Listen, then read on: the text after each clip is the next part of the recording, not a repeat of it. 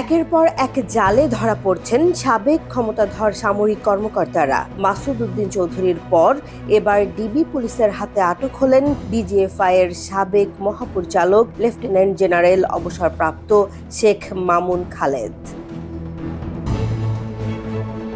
বুধবার গভীর রাতে রাজধানীর একটি গোপন এলাকা থেকে তাকে হেফাজতে নেয় গোয়েন্দা পুলিশ। কেবল দুর্নীতি নাকি এর পেছনে লুকিয়ে আছে 111-এর কোনো অমীমাংসিত রহস্য? শেখ মামুন খালেদ কেবল একজন সাবেক সামরিক কর্মকর্তাই নন, বরং দেশের গোয়েন্দা ইতিহাসের এক বিতর্কিত সময়ের সাক্ষী। 2007-8 সালের সেনা নিয়ন্ত্রিত তত্ত্বাবধায়ক সরকারের আমলে তিনি ছিলেন ডিজিএফআই এর কাউন্টার ইন্টেলিজেন্স ব্যুরোর পরিচালক। পরবর্তীতে আওয়ামী লীগ সরকারের আমলেও 2011 থেকে 2013 সাল পর্যন্ত অত্যন্ত প্রভাবশালী এই সংস্থার মহাপরিচালকের দায়িত্ব পালন করেন তিনি। দীর্ঘদিন ধরে তার বিরুদ্ধে ওঠা নানা অভিযোগের ফাইল এখন ডিবির টেবিলে।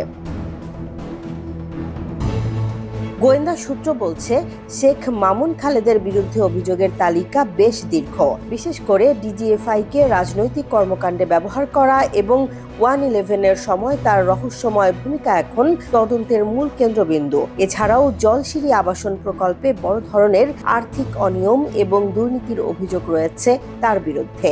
উল্লেখ্য, গত বছরের মে মাসে দুর্নীতি দমন কমিশনের আবেদনের প্রেক্ষিতে আদালত তাকে দেশ ত্যাগে নিষেধাজ্ঞা দিয়েছিল।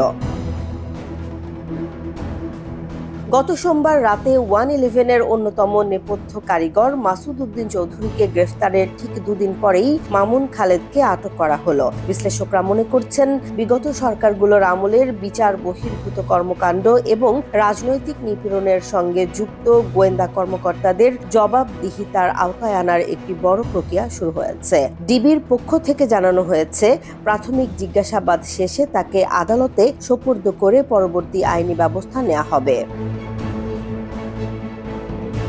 জেসমিন জাহান, নিউজ ডেস্ক, জনবাণী।